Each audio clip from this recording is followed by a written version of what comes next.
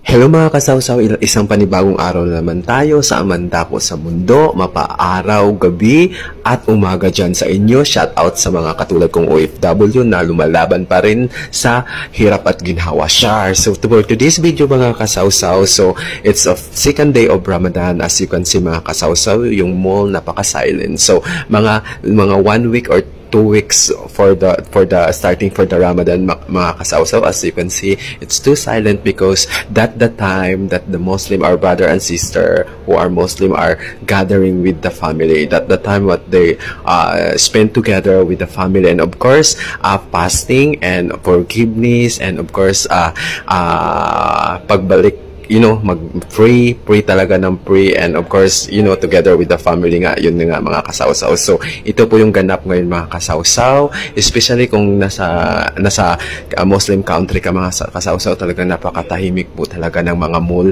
ng araw na ito mga kasawsaw before the Ramadan mga kasawsaw, to this na naganap ay tahimik talaga mga kasawsaw. So, yun mga kasawsaw, nandito ako, ini-explore ko, chine-check ko yung mall kung marami bang tao. Chine-check talaga, parang security guard, may ganon.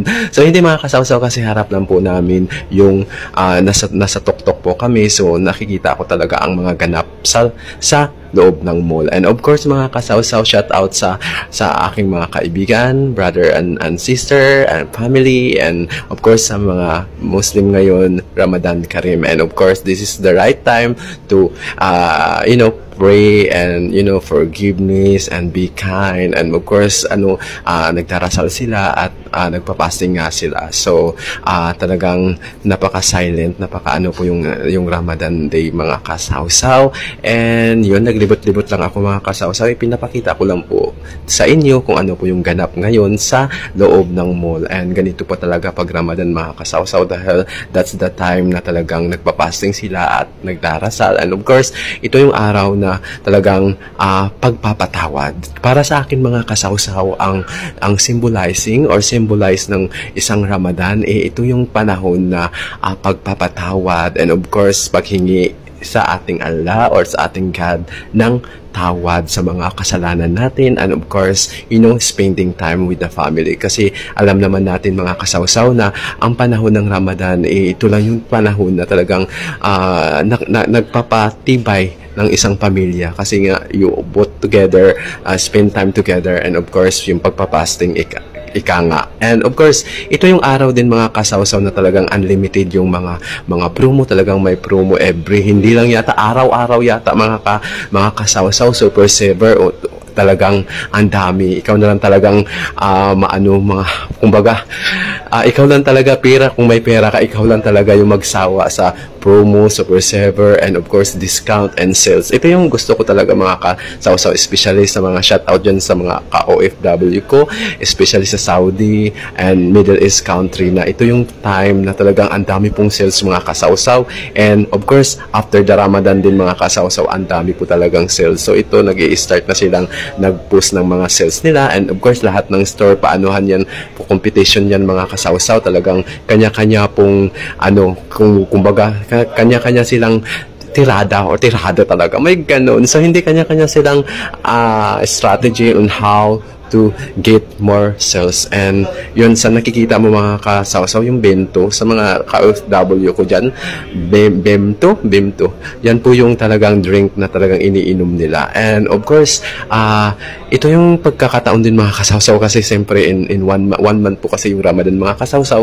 And if you are especially working in Middle East mga kasawsaw, mayroon po silang Eid off na tinatawag sa mga ka-OFW ko na nagtatrabaho po sa hotel, sa hospital, sa private sector. So ito po yung mga tao na talagang in 1 month, I think may 4 na Eid off po silang nakukuha. So ito yung time na talagang mag-meet kayo ng mga kaibigan mo, mahal sa buhay, siya mahal sa buhay, may ganon. So masaya lang. So as na nakikita niyo mga kasawsaw, dumaan po ako sa Danube, nakita ko po yung mga souvenir na mga ganito. Talagang na-inspire ako mga kasawsaw, kasi ito po yung mga gusto ko talagang souvenir mga kasawsaw. So nag-video ako dyan mga kasawsaw, kahit maraming tao walang pake si Victoria. Siya may ganun, Victoria talaga, may ganon. So napakamahal mga kasawsaw, pero worth it naman, kasi nga ang ganda ng mga souvenir, yung mga yung mga mga kasawsaw, yung ang ganda ng pagka-create nila regarding po sa sa pagka-sculpture ng parang small na parang manikin. Ang ganda-ganda mga kasawsaw na ako kasi nga pinapakita nila mga kasawsaw yung daily things na ginagawa nila. Naka talagang detalye na miss ako mga kasawsaw kasi ito yung mga ganap dito mga kasawsaw na talagang makikita mo na nakaka-miss. And of course mga kasawsaw, sa mga ka-OFW ko dyan na gustong magbumili nito para sa bahay, pag mabisita po kayo, ito po yung lalagyan ng mga, kung hindi ako nagkakamali mga kasawsaw, yung delights, yung Arabic food, not Arabic food, ika nga Arabic delights, yung mga sweets nila dito po nilalagay, katulad ng mga baklawa, katulad ng halum, so dyan po nilalagay. And of course mayroon po silang Arabic coffee na dala. Ito po ay talagang famous dito sa Saudi, kahit mahal, katulad sa pinagtatrabahoan ko, ang mahal-mahal ng gawa Arabic, pero worth it naman kasi nga napakaganda. Katulad nitong design na to mga kasawsaw, it's gold, it's symbolizing, para sa akin kasi mga kasawsaw, ang gold is symbolizing of being a power talaga. May ganun, Power Ranger, hindi mga kasawsaw, kasi super ganda. And ito yung mga kasawsaw, pinapakita ko yung pabango, yung mga kasawsaw, yung umuusok, yan po yung lalagyan. Ito po yung dalan sinasabi ko.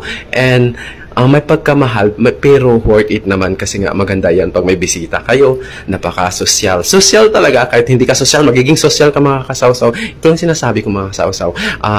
Pag may pera ka lang naman, kung may natipid ka, kung may naipon kang kunti, at kung mayroon kang sobrang pera, maganda to para sa bisita mo, sa mga bisita mo na talagang mga bisita talaga. Alam mo naman mga kasawsaw na pagdating natin sa Pilipinas, talagang yung mga kaibigan natin, yung mga kapamilya natin, talagang dinudumo ka. Parang at least na may ganun for 1 month. For 1 month talaga may ganun. Hindi mga kasawsaw. Itradisyon na natin yan mga kasawsaw bilang isang Pilipino na talagang nag-join force, parang J-Force, ganun. So, nakakatuwa lang mga kasawsaw sa, as an OFW, how I know it's really tough to be an OFW. But regarding for that you live here, sir na-experience mo rin yung mga ganap na ngayon mo lang na-experience. And para sa akin mga kasawsaw, it's a privilege na talagang nagtagal ako dito. And of course, nakakatuwa lang na iano mo yung mga memories mo na talagang i-clips mo na hindi lang kasi trabaho mga kasawsaw, hindi lang hirap ng trabaho. Ang para sa akin bilang isang OFW, alam kong mahirap pero laban lang tayo sa buhay. And of course, isipin lang natin kung bakit tayo nag-abroad. At isipin din natin na huwag masyadong matipid sa sarili kasi at the end of the day, hindi mo alam kung kailan kakukunin ni God. May ganun. Huwag kang matakot mga kasawsaw. Para sa akin lang naman, di ba hindi mo alam kung hanggang kailan ka dito sa mundo. So, gumawa ka na lang ng kabutihan, i-enjoy mo yung sarili mo. And of course, huwag mong tipirin ang sarili mo. Yung sinasabi nila na talagang magtipid, mag-ipon, oo, nandoon na to. In general, gagawin talaga natin yan. Pero, dapat bigyan mo rin ng time yung sarili mo na makomfort yung sarili mo, bigyan mo time. Hindi lang yung pamilya mo sa Pinas yung bibigyan mo rin ng effort, kundi sarili mo rin, i-enjoy mo rin, mag-spend ka din ng time, mag-spend ka rin ng food, mag-spend ka rin ng mga bagay na hindi mo na nagagawa, na gagawin mo. Ito yung parang gusto ko lang i-advise sa mga OFW. Huwag mong i-focus ang sarili mo na parang gusto mo ng ganito, sana matupad to after 1 year. Hindi.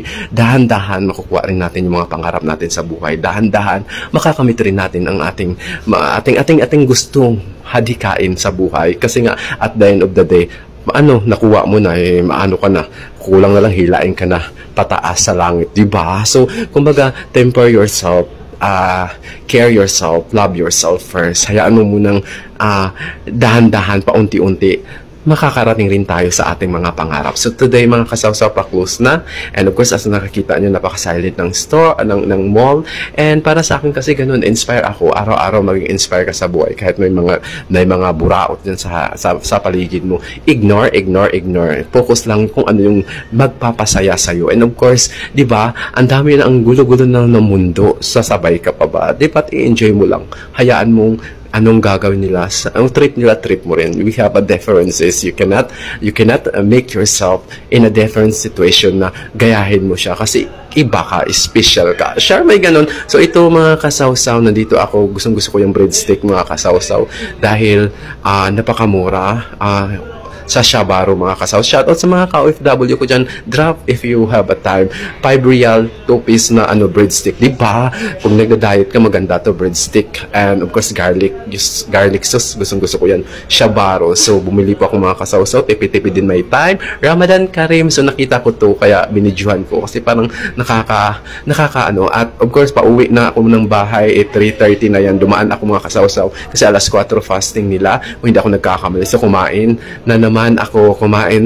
Pakasaya ka habang may buhay. Magpakasaya ka. Huwag mong pagdamutan ang sarili mo. Minsan lang yung mangyayari sa buhay mo. Kaya push lang natin, Kaya push lang tayo. Kaya sinasabi ko, push lang natin kung anong magpapasaya sa'yo. Huwag mong ilagay yung sarili mo sa isang kwarto na walang light. Kumbaga, napakadilim ng mundo mo.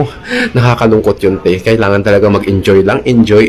And of course, isipin mo mabuti na hindi ka uunlad kung hindi ka kikilos. Pero para sa akin kasi, dahan-dahan lang, mararating lang din natin yan kung gusto. Diba? Naubos na yung plato. May plato. Naubos na yung kanin. Diba? Ang takaw-takaw ko. So, ganun lang. Fight lang. And of course, maging mabuting mamamayan, maging mabuting tao. Huwag nang maging nega. Kailangan maging okay ka sa sarili mo. Kailangan huwag mong yung sarili mo sa iba. You are different than other. You are special. You are bliss. And of course, do not follow the other people's step. Kasi nga, iba sila, iba ka. Magkaiba tayo. Kaya yun yung sinasabi ko. Motto in life, huwag gaya-gaya. Dapat maging kumbaga, maging ikaw ka. Ikaw. May ganon. Ano yan? Si Vilma Santos. So, magpakatotoo ka sa sarili mo. Enjoy mo yung sarili mo. Maging, kumbaga matatag sa buhay. Kasi nga, walang tutulong sa'yo. Kung isa kang OFW na katulad ko, walang tutulong sa sarili mo. Kundi sarili mo lang din. Tandaan mo, walang tutulong sa'yo.